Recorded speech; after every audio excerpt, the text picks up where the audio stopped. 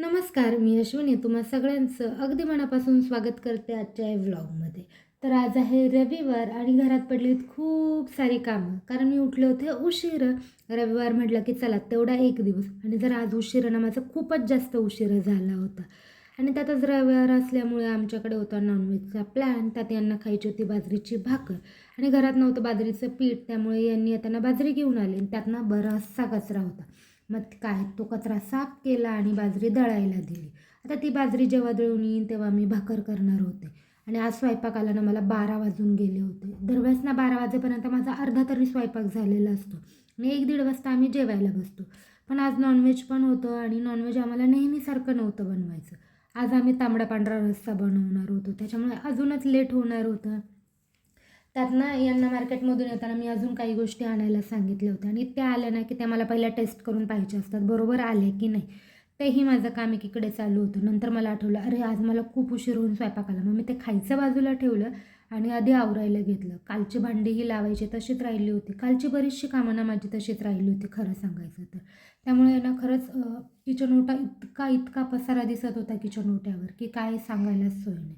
आणि आम्ही चहा कॉफी देखील ना 11-12 वाजता घेतली. म्हणजे मी 11 11:30ला मला वाटतं चहा पिले असेल आणि हे 12:30 वाजता कॉफी पित आहेत. तेही त्यांना ब्लॅक कॉफी हवी होती.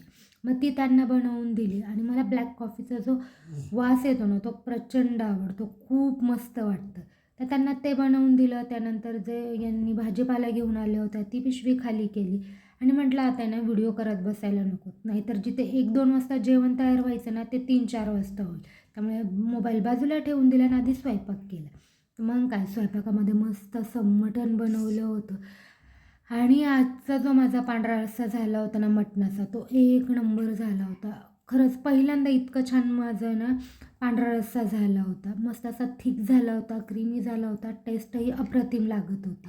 आणि इथे यांचं हे ताट तयार होतं. त्यात होतं बाजरीची भाकर, पांढरा रस्सा, भात, कांदा, लिंबू आणि हे आपला तांबडा रस्सा म्हणू शकता. अगदी लाल असा काही माझा कलर होत नाही भाजीचा, कारण त्यात मी बेडगी मिरची वापरत नाही. ती जर वापरली तर ना मस्त असा भाजीला तरी येते, पण आमच्याकडे तरी आवडत नाही. त्यामुळे मी याला तांबडा रस्सा नाहीच म्हणणार, मटांची भाजीच म्हणेल. कारण ती टेस्टलाही अप्रतिम झाली होती. मी आज दोन्ही ना थोड्याशा वेगवेगळ्या पद्धतीने ट्राय केले होते आणि ते दोन्ही खूप मस्त झालं होतं त्याची टेस्ट. आणि माझी आजची मटणची भाजी बऱ्यापैकी घट्ट झाली होती, त्यामुळे तीही मस्त लागत होती.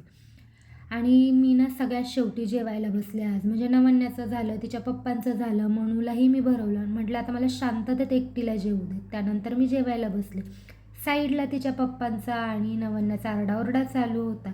त्यानंतर दुपारी ना नवन्याचं पार्सल आलं, ज्याची वाट ती कालपासून पाहत होती. कारण काल तिच्या पप्पांचा टिफिन आला होता आणि काल मी असं बोलले होते की ज्याच्यासाठी गोष्टी मागवेल ना तेच त्या गोष्टी ओपन करणार किंवा अनबॉक्स करणार.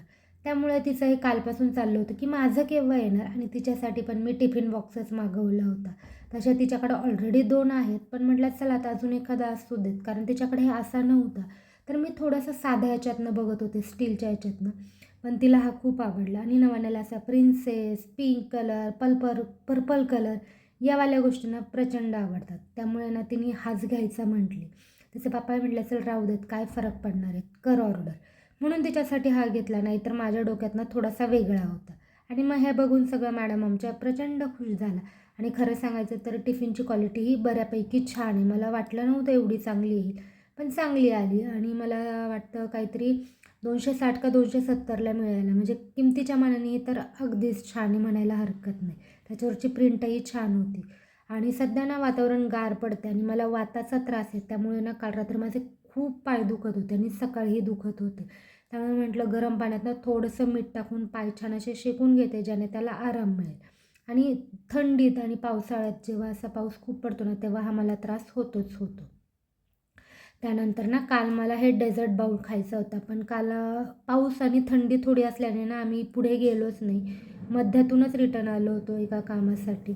मग येताना आज यांना मी घेऊन यायला सांगितलं. आणि हा जेव्हा आपण बाहेरून घेऊन येतो ना तर तो गार झालेला असतो, त्याची खायची मजा फारशी येत नाही.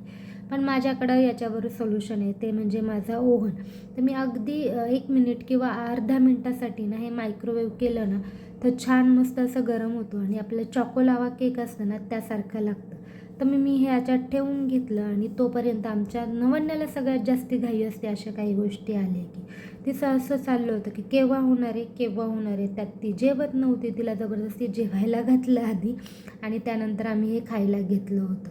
आणि आता हे तयार झालं म्हटल्यावर तिचं होतं मम्मी पहिलं मला भरव, पहिलं मला भरव. आणि जेव्हाही आपण ओव्हनमधनं काढतो ना हे खरंच खूप गरम झालेलं असतं, डायरेक्ट खाणं थोडंसं अवघडच जातं.